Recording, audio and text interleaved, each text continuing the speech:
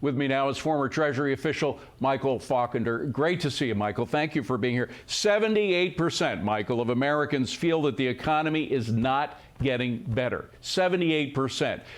What they are experiencing, what they are feeling, and it's not a fantasy. What they continually see day after day in the grocery stores when they fill up their gas tank. Yes, prices have come down a little, but they're way more than they were before. I mean, that's the bottom line. You're spending about $200 or $300 a week for groceries now. It was about $100 a week for the same amount of groceries 3 years ago.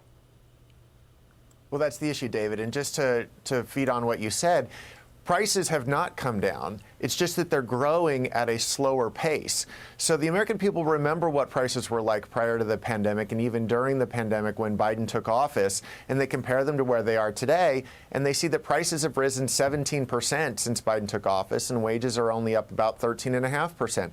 So the American people have fallen behind, and what's hilarious is to watch Jared Bernstein try to take credit for the fact that inflation has been coming down and the fact that real wages have marginally gotten a little better over the last 3 to 4 months. David, that has more to do with the fact that OPEC has not cut production as much as we anticipated. Energy prices have come down despite the administration's war on American energy.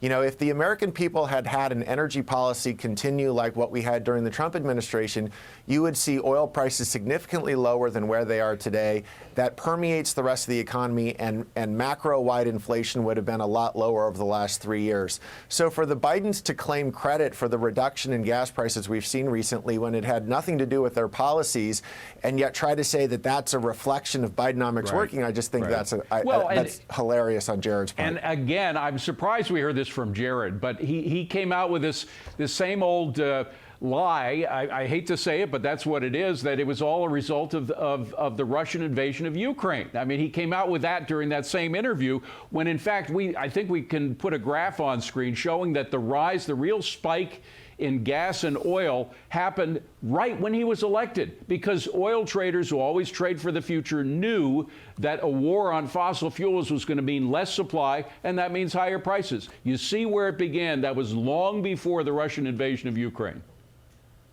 That is right, David. If you go back and you look at the monthly inflation series, inflation really picked up in March of 2021. That is a full 9 to 10 months prior to the invasion of Ukraine, prior to Putin accumulating forces on the border. So the inflation took off right around the time of the enactment of the American Rescue Plan, not upon the invasion of Ukraine. And so the inflationary effects that the American people have been suffering from are the result of government spending policies, not this attempt to deflect to the war in Europe. Michael Faulkender, great to see you, Michael. Thanks so much for being here today. Appreciate it.